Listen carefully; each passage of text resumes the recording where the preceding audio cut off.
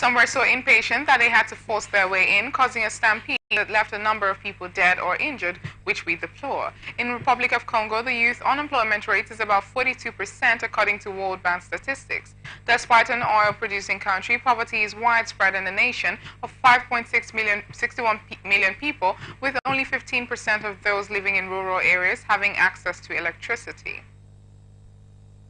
A rebel group with alleged link to neighboring Rwanda claimed Wednesday to have seized a key town in Congo's conflict-hit eastern region amid intense fighting, raising further security concerns ahead of the country's December 20th presidential election. Weso town, which is about 100 kilometers from the North Kivu provincial capital of Goma, came under the control of the M23 rebel group following days of they witnessed gunfire between the rebels and security forces. The enemy has managed to reoccupy Weso, said one Elaine Kamala. M23 rose to prominence 10 years ago when its fighters seized Goma.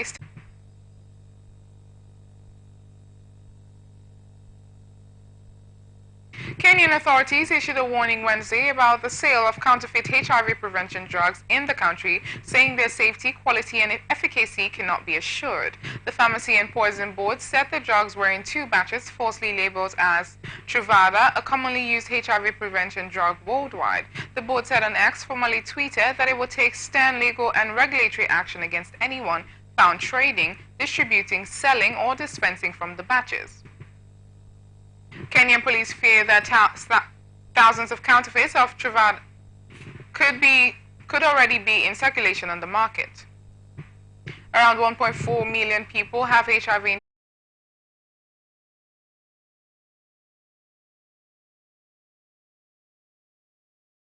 sexual partners, and those Disease Control Council, a state body charged with coordinating national strategy for HIV and AIDS, raised the alarm that HIV infection rates among those ages 15 to 29 had surged by 61% between 2021 and 22.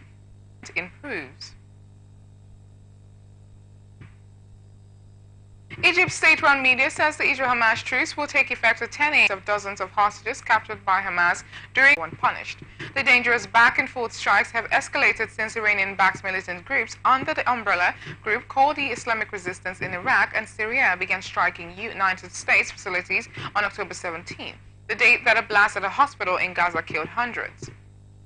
The attack has continued unabated, with at least 66 rockets and missile attacks hitting U.S. facilities and wounding at least 62 service members. An Israeli airstrike in South Lebanon late Wednesday is believed to have killed the son of the head Hezbollah's parliamentary bloc in Lebanon, Mohammed Raad. Hezbollah announced early Thursday that 5 of its fighters were killed, among them Abbas Mohammed Raad, identified by local media as the son of the legislator.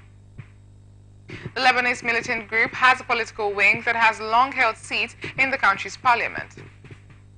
The state-run media reported that an Israeli strike on a house in the town of Beit Yehun late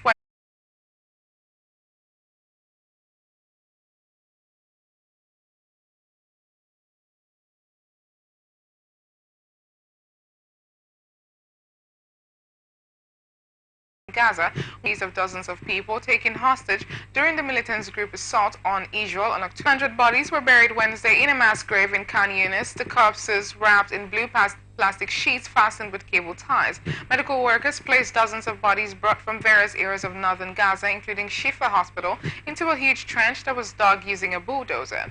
Workers wearing surgical masks and gloves carried the bodies to the grave and performed funeral prayers. International aid groups that have lined up thousands of aid trucks for Gaza say they are ready to move quickly to send in food, water, and other supplies during an agreed but yet undated pause in fighting between Hamas and Israel. Details remain unclear about both the mechanics of getting more aid for beleaguered Palestinians in Gaza and the possible release of hostages kidnapped from Israel, whose families have desperately sought their release. The entire humanitarian sector is ready to scale up once everything is set, said Tommaso Della Longa, a spokesperson for the International Federation of Red Cross and Red Crescent Societies, referring to the fine print of the announced deal. Della Longa lamented bottlenecks that have conceived hopes that a deal would include